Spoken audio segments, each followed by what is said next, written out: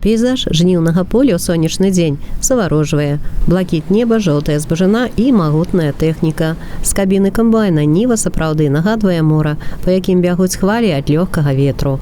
А ў галоўнага агранома і сельчан з гаспадаркі Гарадзілава думкі яшчэ і пра надвор'е. Сонечныя дні – самы спрыяльны час для работы на полях. 2600 гектараў тут адведзена пад зерневыя плошчы і 1400 пад рапс. 9 камбайнавых экіпажаў шчыруюць на уборцы зранку до вечера. Пачалі з азімага ячменя.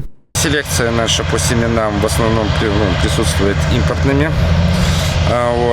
Мы даже являемся элитхозом, мы закупаем высшие репродукции, размножаем, также продаем и для себя оставляем дальнейшее выращивание. Средняя урожайность пока по ячменю у нас идет около 70 центнеров. Даже в связи с неблагоприятными погодными условиями мы планируем набрать урожай не хуже прошлого года, а может даже и получше. Пасля азімага ячменя ў механізатараў будзе невялікі перапынак, каб азімыя пшаніца і рапс дасягнулі максімальнай спеласці.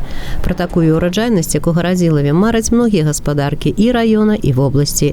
У сярэднім у дзень экіпаж можа намалаціць звыш 100 тонн зерня. Формула поспеху заключаецца ў галоўнага агранома Ігната Ігнатова ў адным сказе. З зямлёй патрэбна ўмець працаваць. Паралельна са жнівом заканчваецца другі укос траў, кукуруза падкормлена, а з палёў убіраецца і звозіцца салома. Пачынаецца падрыхтоўка глебы пад азімы рапс.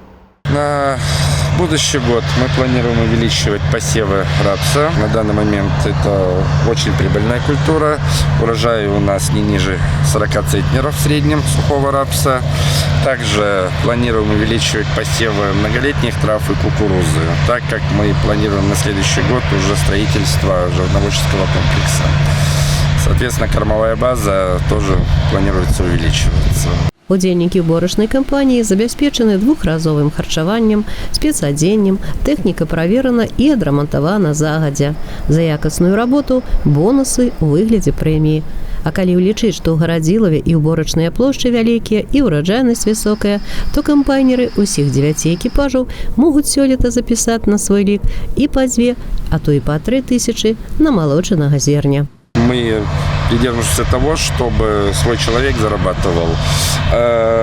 Урожаи неплохие, зарабатывают они хорошо. Также премируем их денежно, а также каждый год мы семьями лучших отправляем, скажем так, отдыхать за границу Египет, Турция.